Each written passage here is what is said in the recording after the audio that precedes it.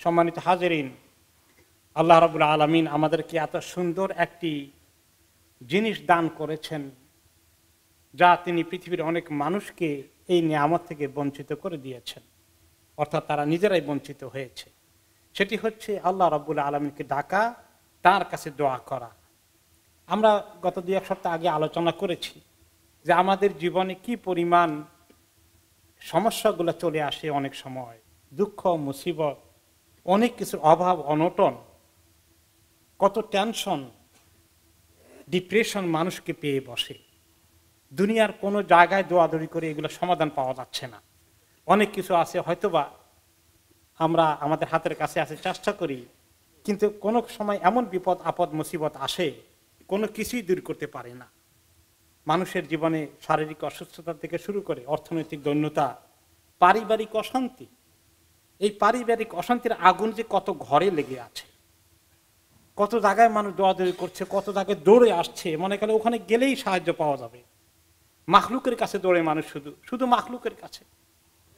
কোন মাখলুক কিভাবে তার সমস্যার সমাধান করবে, কিন্তু কোন মাখলুকের সৃষ্টির হাতে তো ক্ষমতা নাই, সমস্ত ক্ষমতা আল্লাহ তাআলার কাছে।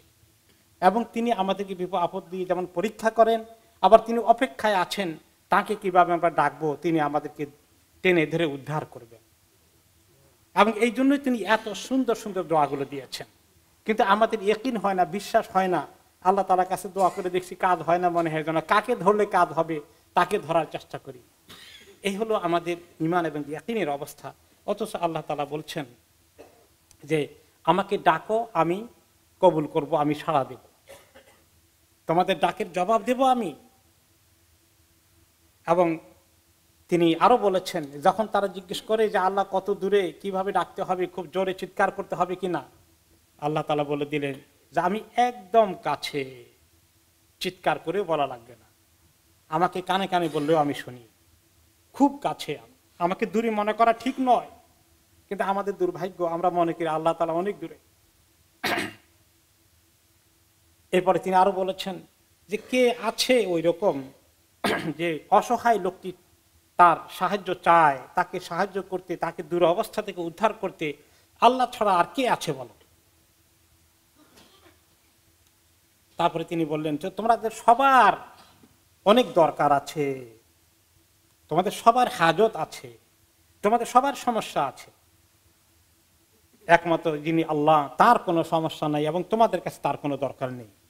তোমরা সকল অবস্থায় তার কাছে আসো, তার কাছে ডাকো।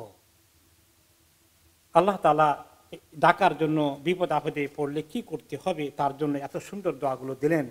এবং তিনি পৃথিবীর কোনো মানুষ এগুলো বিশ্বাসও করে না, তাদের কাছে নেই যে আল্লাহকে ডাকলে কি এত শান্তি পাওয়া যায়, আল্লাহকে ডাকলে এত কষ্ট দূর হয়ে যায়, মনের অশান্তি দূর হয়ে যাচ্ছে। সে কথা তো আল্লাহ তাআলা সূরা রাদে বলেছেন 28 নম্বর আয়াতে যে একমাত্র আল্লাহ তাআলাকে ডাকার মধ্যেই অন্তরগুলো শান্তি পেতে পারে, প্রশান্তি পেতে পারে, দুঃখ কষ্ট দূর হতে পারে। সেজন্য রাসূলুল্লাহ সাল্লাল্লাহু আলাইহি ওয়াসাল্লাম বলেছেন তোমরা কখনো দোয়া করতে বিমুখ হইও না, ব্যর্থ হইও না। দোয়া করা অবস্থায় কেউ হালাক হয়ে যাবে না। দুঃখ মুসিবতে পড়লেও আল্লাহ তোমাকে সঙ্গ দেবেন, তোমাকে উদ্ধার করার জন্য দোয়াকে, তোমার মুসিবতকে হালকা করে দেবেন। দোয়া আর কি হাদিসে এসেছে হায়াতের মধ্যে শুধু নেকি নিয়ে আসে, আর আল্লাহ তাআলার কোন তাকদীরের ফয়সালা হয়ে থাকলে সেটাকে দূর করে একমাত্র দোয়া। দোয়া ছাড়া আর কিছুই তাকদীরকে দূর করতে পারে না। আর কোন সময় মানুষ যখন তার রিজিক পায় না, তার রিজিক থেকে বঞ্চিত হয়ে যায়, তখন মনে করতে হবে কোনো গুনার কারণে তার রিজিক সে হারিয়ে ফেলেছে। রিজিকের কষ্ট হচ্ছে গুনার কারণে, এই কথা মনে করতে হবে। আর রিজিক কি জিনিস? শুধু টাকা পয়সা রিজিক নয়, ধন দৌলত রিজিক নয়, স্বামী স্ত্রীর মধ্যে সম্পর্ক, পারিবারিক শান্তি, এটা কি রিজিক নয়? কেন আমরা এখানে অশান্তি পাচ্ছি? আল্লাহ তাআলা রিজিক উঠিয়ে নিয়েছেন কি কারণে? আমার গুনার কারণে। নিজের গুনার দিকে তাকাইতে হয়, তওবা করতে হয়, দোয়া করতে হয়। দোয়ার আগে একটু তওবা করে নিতে হয়। এই জন্য আমরা দেখি যে হযরত ইউনূস আলাইহিস সালাম যখন বিপদে পড়লেন, তিনি আল্লাহ তাআলার কাছে দোয়া করলেন। সেই দোয়াটার অর্থ হচ্ছে তওবা, নিজের গুনার স্বীকৃতি দেওয়া। আমি ভুল করেছি, আমি অন্যায় করেছি, লা ইলাহা ইল্লা আনতা সুবহানাকা ইন্নী কুনতু মিনাল জালিমিন। এই তওবা করাটা বড় দোয়া।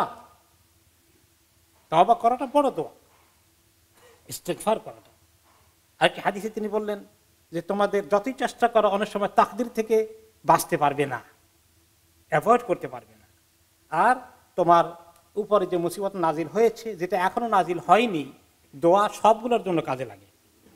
কিভাবে কাজে লাগে? একটা হাদিসে এসেছে যে মুসিবত উপর থেকে নামে আর দোয়া নিচের থেকে উঠে, আর দুটো এইভাবে ধাক্কাধাক্কি করতে থাকে, ধাক্কাধাক্কি করে কিয়ামত পর্যন্ত ধাক্কাধাক্কি চলতে থাকে। তো কিয়ামতের আগে তো আপনি পার হয়ে চলেই যাবেন, তাদের ধাক্কাধাক্কি চলুক।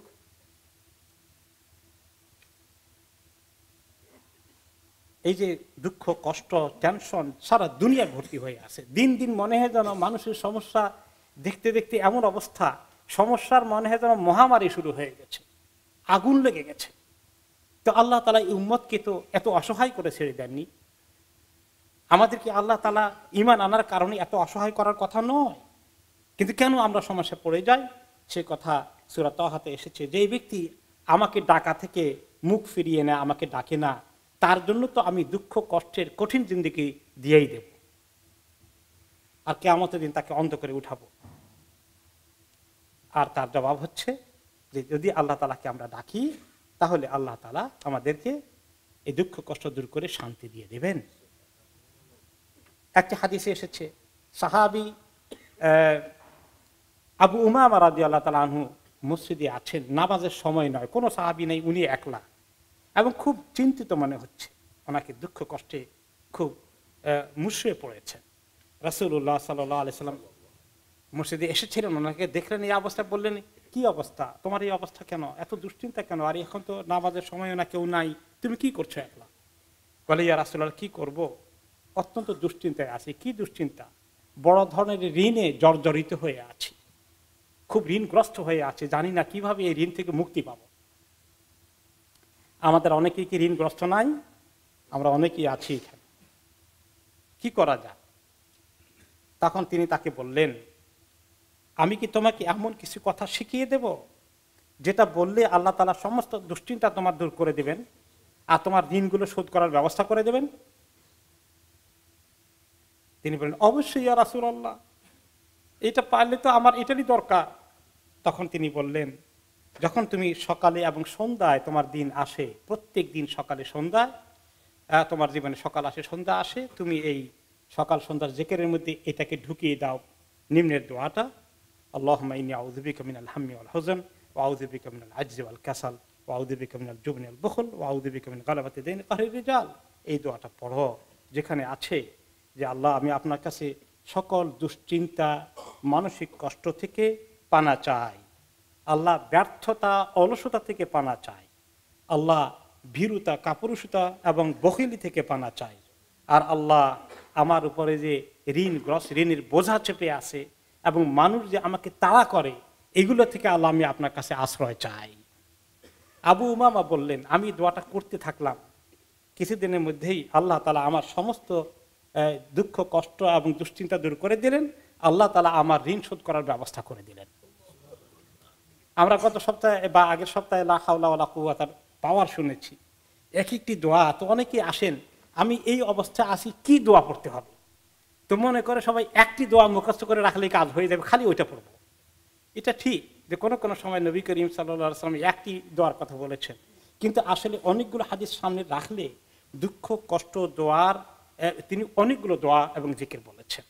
তার কিছু আমরা লা হাওলা ওয়ালা কথা শুনেছি, আজকে আরেকটা শুনলাম, এবং তারপরে আরেকটি দোয়া কথা যদি আমরা শুনি, সেটা হচ্ছে যে রাসূলুল্লাহ সাল্লাল্লাহু আলাইহি ওয়াসাল্লাম একদিন বললেন যে কোনো ব্যক্তি যদি দুঃখ কষ্টের মুসিবতে পড়ে আর এই নিম্নের দোয়াটি পড়ে, তাহলে অবশ্যই আল্লাহ তাআলা তার দুঃখ কষ্ট দুশ্চিন্তা সব দূর করে দেবেন এবং এগুলোর জায়গায়, সমস্যা জায়গায় সমাধান নিয়ে আসবেন, সব কিছু আল্লাহ ঠিক করে দিবেন।